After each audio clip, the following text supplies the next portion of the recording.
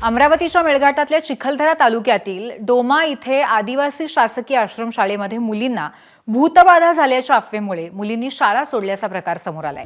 7 ते 8 दिवसांपूर्वी डोमा इथल्या आदिवासी आश्रमशाळेतल्या 15 ते 16 विद्यार्थिनी अचानक हसायला लागल्या, रडायला लागल्या, काहींना घुंगरूंचे आवाजही यायला लागले। ही बाब वसतिगृहाच्या अधीक्षिकांच्या लक्षात आली आणि त्यानंतर त्यांनी मुख्याध्यापकांच्याही ती लक्षात आणून दिलं। मात्र दुसऱ्या दिवशी बातमी गावामध्ये पसरली। मुलींना भूतबाधा झाल्याची अफवा पसरली आणि जवळपास 600हून अधिक मुली वसतिगृह सोडून आपापल्या गावी निघून गेल्या। आरोग्य विभागाचं पथक सुद्धा वसतिगृहामध्ये दाखल झालं। त्यांनी ही भूतबाधा नाहीये, हिस्टेरिया हा मानसिक आजाराचा प्रकार असल्याचं सांगितलं। सर्व विद्यार्थिनींची आणि पालकांशी बोलून त्यांचं काउन्सिलिंग सुरू असल्याचं सुद्धा डॉक्टरांनी सांगितलंय।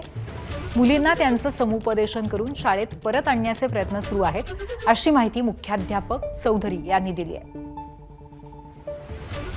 भूतबाधा नव्हतीच, कारण की त्याबद्दल दवाखान्यातली मंडळी, सायकाट्रिस्टची टीम यांनी ते एक सिव्हिअर हिस्ट्रिका म्हणून सांगितलं। जसं एखाद्या मुलाला वाटलं की मला होतंय आणि बाजूच्या विद्यार्थिनीला वाटलं मलाही होतंय, मग त्यामुळे ते एकमेकांना पाहून त्या अशा झाल्या संदर्भात असा निष्कर्ष सायकाट्रिस्ट टीमनी काढलेला आहे।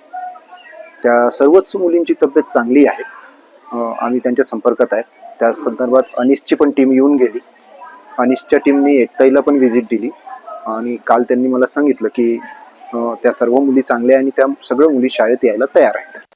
त्यांना मी जेव्हा फेरफटका मारला त्या दिवशी तेव्हा चांगल्या होत्या 8-9च्या सुमारास, आणि त्याच्यानंतर ते मग त्यांना कधी एकीला हसायला, कोणाला रडायला, कोणाला कसं, कोणाला आवाज येत होते घुंगरूचे वगैरे असे ते सांगायला। तर मग आम्ही आलो दवाखान्याला वगैरे, सरांनी मग वगैरे व्यवस्था करून दिली। स्कूल में क्या मतलब वो चमक कर रहा था उनका। हाँ, और तो उनको दवाखाना लाया। हाँ, दवाखाना इलाज किया। हाँ, उसके बाद में उनको कोई ठिकाना ही नहीं था। मैंने बोला कि बच्चों वैसे इलाज भी डॉक्टर लोग भी अच्छा किया बेचारा। अच्छा, हाँ, हाँ, और मास्टर उन भी आया था। मास्टर उनका भी गलती नहीं है। अच्छा, हाँ, तो मैंने बोला कि उनसे भी लिया गया, हमने बोला कि छुट्टी उट्टी दे दे। हाँ। या प्रकारानंतर महाराष्ट्र अंधश्रद्धा निर्मूलन समितीचे सर्व ज्येष्ठ कार्यकर्ते मेळघाटामध्ये गेल्या 3 दिवसांपासून तळ ठोकून आहेत। विद्यार्थ्यांनी कुठलीही शंका मनामध्ये न बाळगता पुन्हा आपल्या शाळेमध्ये जावं, असं आवाहन अंधश्रद्धा निर्मूलन समितीच्या ज्येष्ठ सदस्या नंदिनी जाधव यांनी केलंय।